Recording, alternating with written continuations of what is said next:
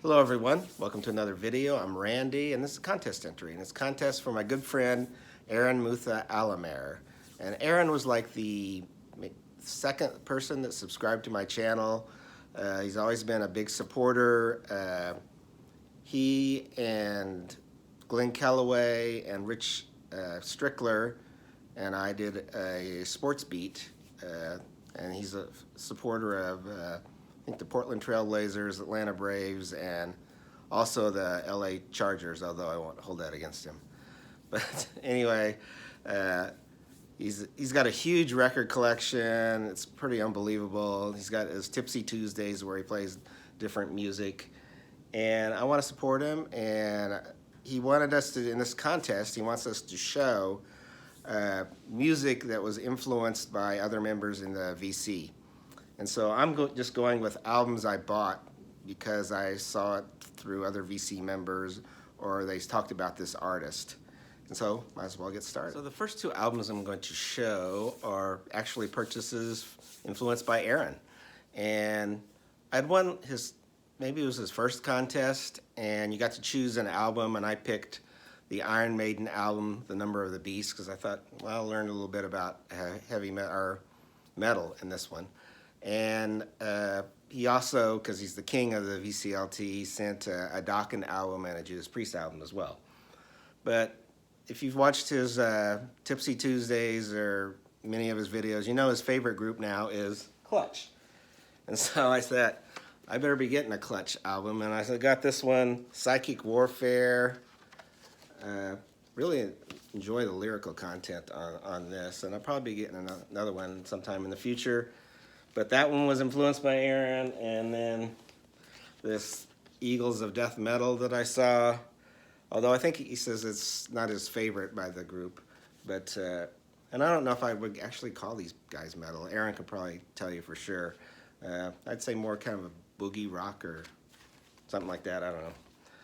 Anyway, so that's the first two, and in honor of Aaron, I'm going to be showing quite a few more, because if there was ever a time when Aaron is in a video where he's supposed to pick the top 10 of something, he's going to show you the top 20. So in honor of that, I'm going to go on here.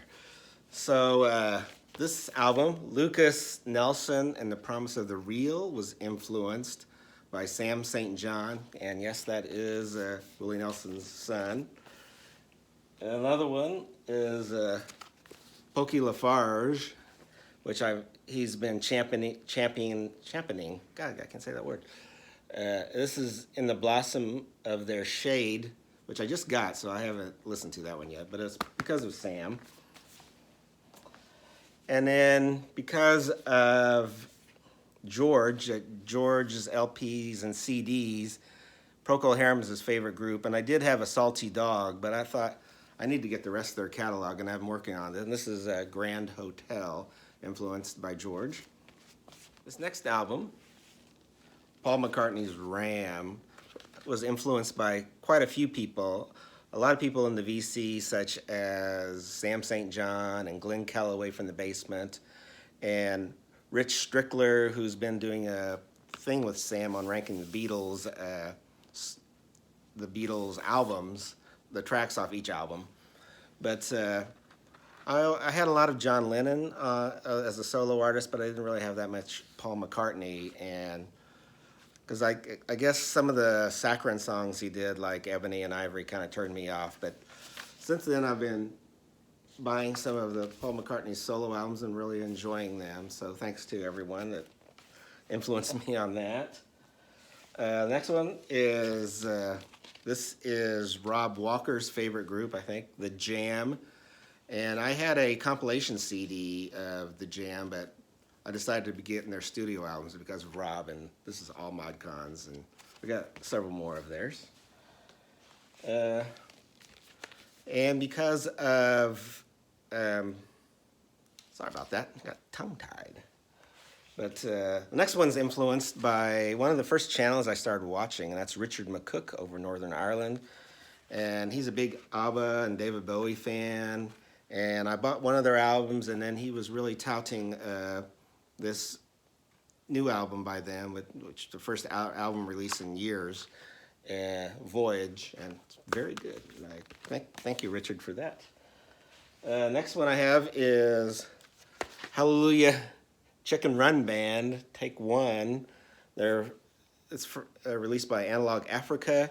I can't remember if this is Jean at Pops and Clicks or if it was Mazzy at Norman Maslov, or not Mazzy. Well, maybe Norman Maslov. I know he shows some Analog Africa, but I was thinking Steve Carlson might have shown this too, but I can't remember who I saw show that one actually. The next is the West Coast Pop Experimental Band, great psychic pop, and psychedelic pop, and Brian, the Cosmic Brian showed that one for me. And the next one was Sam St. John, Chris Profi, Musically Obsessed, and Glenn Calloway have all been getting me into the Monkees. This is their debut that I finally got, and I've bought a couple other Monkees albums since then. And here's another one, Glenn Calloway and Sam St. John, both touting this as one of the best albums of 2021. Is that when it came out? Yeah. And this is Mickey Dolenz sings Nesmith, and it's amazing. It's really wonderful. I recommend that one.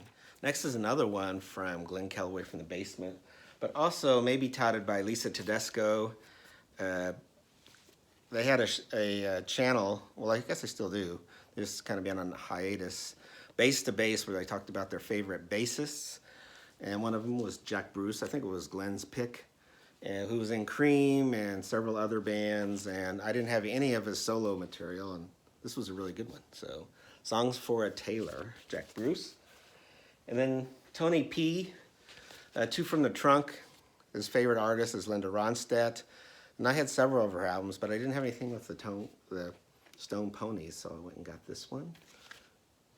Volume 2. Stone Ponies Evergreen Volume 2. And next one is, I can't remember if it's Mazzy, Norman Maslov, or George at Scott Spinner 1 out of Scotland, or maybe even 45 RPM audiophile, Michael, out of Germany. But those are my three jazz go-to people. And this is Tina Brooks' The Waiting Game, which is a wonderful album there for my jazz. And then I have a great old-time R&B, but a modern group doing it, and it's the Mighty Scepters. And this was from Tone Scott.